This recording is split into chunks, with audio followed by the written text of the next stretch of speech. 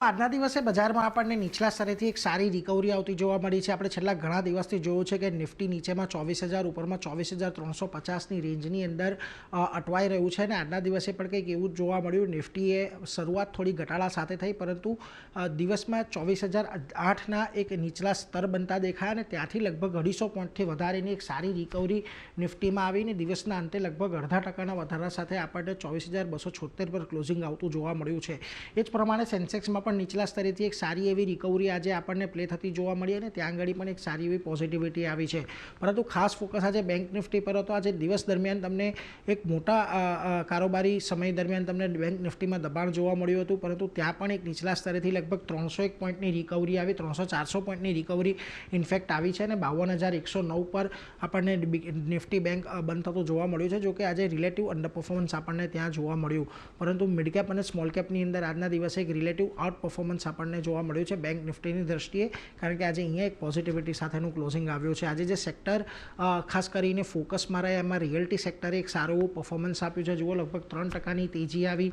આ ઉપરાંત તમને હેલ્થકેર, મેટલમાં તો એક સારી તેજી જોવા મળી જ, પરંતુ મીડિયા સેક્ટર પણ એક સારી એવી તેજી સાથે આજના દિવસે બંધ થયું છે. જ્યાંથી થોડું ઘણું દબાણ આજે આપણને આવતું જોવા મળ્યું એમાં પીએસયુ બેંક, સરકારી કંપનીઓ અને એફએમસીજી કંપનીઓનો સમાવેશ થયો કે જેને બજારમાં આજે થોડું ઘણું દબાણ બનાવવાનો પ્રયત્ન કર્યો, એટલે એના પર એક તમારે ખાસ ધ્યાન રાખવાનું છે.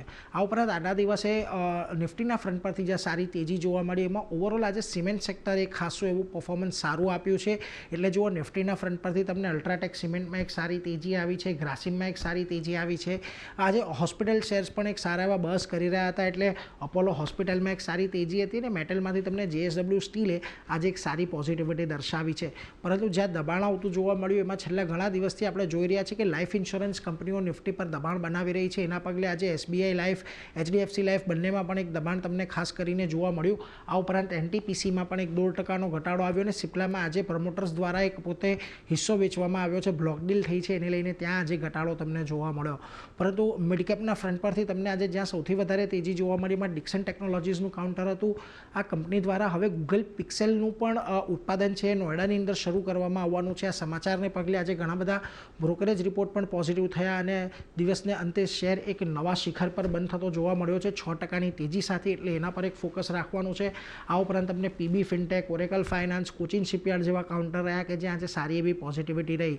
પરંતુ જે આજના દિવસે મિડકેપના ફ્રન્ટ પરથી ઘટાડો આવતો દેખાયો એમાં જો Poonawalla finance, BSC, KPIT tech, LIC housing finance જેવા કાઉન્ટર રહ્યા કે જ્યાં આગળ આજે અહીંયા તમને થોડું ઘણું દબાણ આવતું જોવા મળ્યું છે.